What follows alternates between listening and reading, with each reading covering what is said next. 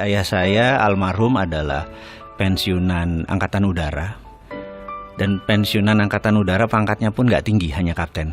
Jadi bisa dibayangkan, saya lahir di Mospati, di Madiun, asli Malang. Rumah kami yang termewah itu adalah gorden. Karena kami tidak punya perabotan, jadi gordennya dimahalin supaya dilihat orang bagus. Di dalamnya kursi pun nggak punya gitu ya. Nah, masa-masa lagi disebut susah, sebenarnya kalau dirasakan ya nggak juga gitu ya.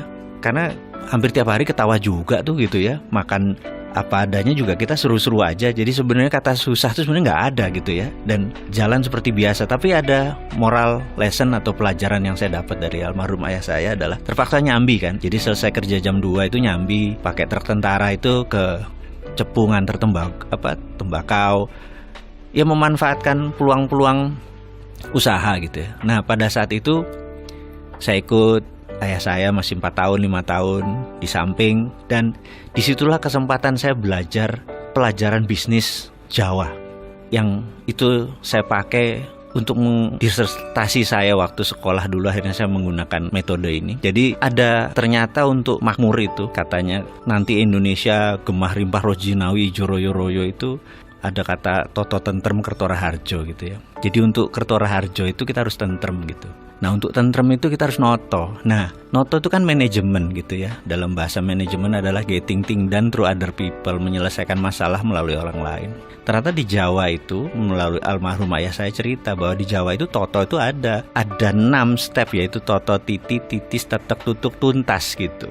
Nah, pelajaran itulah yang selalu saya teringat sampai saat ini di kepala 5 usia saya ini. Manajemen Jawa yang menurut saya luar biasa itulah akhirnya menjadi platform saya berbisnis. Dan dari dulu memang akhirnya saya pegawai itu hanya batu lompatan saja gitu.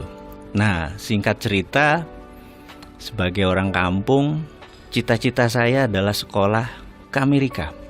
Dan ini mission impossible.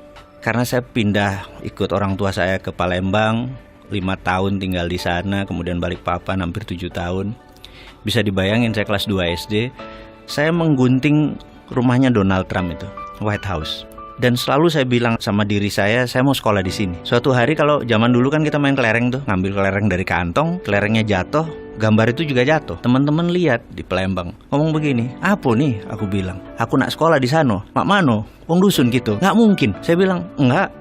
Saya mau sekolah di sana itu gitu. Walaupun kita diketawain di garger-garger. Kelas 5 SD pindah Balikpapan sampai SMA. Sama. Ini gila lu katanya gitu dan lain sebagainya. Kelas 2 pindah Jakarta.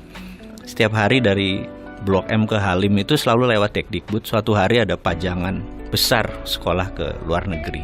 Dan saya berkata, kesempatan. Saya mendaftar. Pengumuman saya ingat banget karena nilai ijazah saya 6, paling tinggi 8 agama. 1, nggak mungkin lah gitu. Tapi saya pede dalam hati bahwa saya sekolah ke luar negeri. Pengumuman keluar, nggak ada nama kita. Karena saya emang dari pertama mau ke Amerika. Sementara zamannya Pak Habibie itu, tahun 84, 85, 86 itu kan disekolahkannya ke Belanda atau ke Jerman gitu ya. Saya ngotot. Terus seminggu kemudian dapat surat harus ke Dekdikbud.